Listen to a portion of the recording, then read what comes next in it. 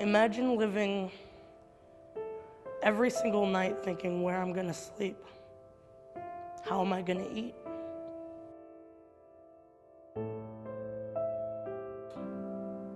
Everything builds up and it weighs you down. It's heartbreaking. There's nothing worse than no hope, feeling like nobody cares.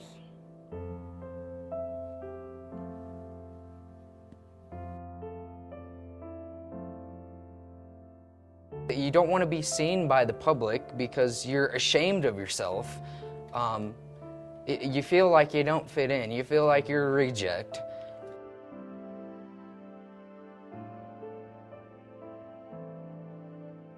It's hard for being a woman because of the fact that there's not a lot of places that women can go, even though you're on the street.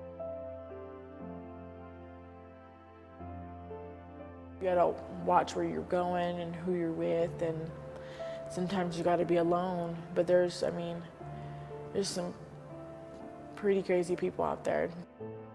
I've had people follow me from blocks to blocks to blocks, and sometimes a couple times I've had to call the police. You can get stabbed, killed, hit by a car. Last time I slept in the snow was about last year. I slept behind a trash can, and luckily there was no snow there. I work as a street outreach case manager, so I'm one of the points of access to services. I get to go out on the street level and interact with the youth in their environment and be resourceful to them there. The challenging part is just try to take the first step.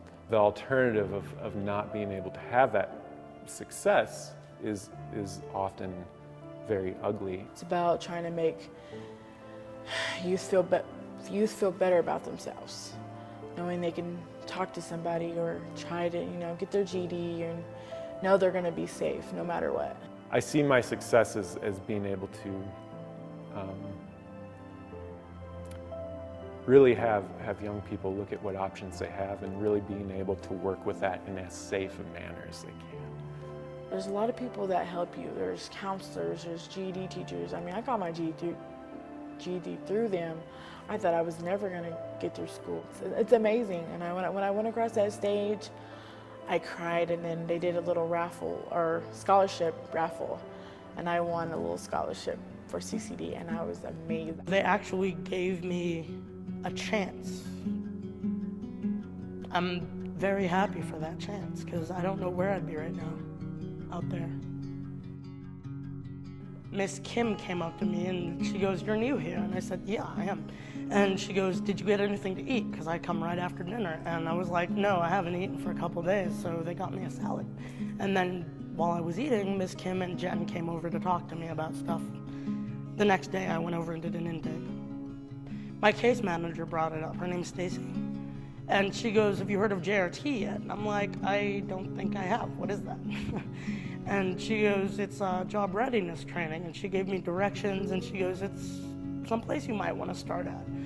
It's a very thorough program, 4 weeks, and the program is geared towards building upon our students' skills in order to make them more employable. They help you with whatever you need help with. You say, "I want to go to school," they're like, "Okay, let's do this." And they help you. It's like one after the other. Just dominoes keep falling down. All these barriers that you thought you couldn't surpass are now falling at your feet. First and foremost, we respect our students, meeting with them right off the bat to discuss their education and their employment goals. I don't want to live a life where I'm scrounging around, on the sidewalks looking for money for cigarettes or food or, just anything. I want to live a happy, successful life. The first step to getting anything done is telling yourself that you can do it. And that will give you the advantage. Having your own apartment, having people that support you. I could be president if I wanted to. With the confidence in the stable housing that I have right now, there's nothing I can't accomplish. We help build them up in some ways to help them develop those skills so they feel empowered, so they feel like that they can live on their own, that they can do these things. As far as Rocky Mountain and Tom, I have to give him big props because I don't know where I would be without his encouragement. They need someone to listen to, that will listen to them. They need someone that will hold them accountable for their actions. They need someone to lift them up when they're down. They need someone to give them a high five or a handshake when they've done something well. It's like you're refreshed.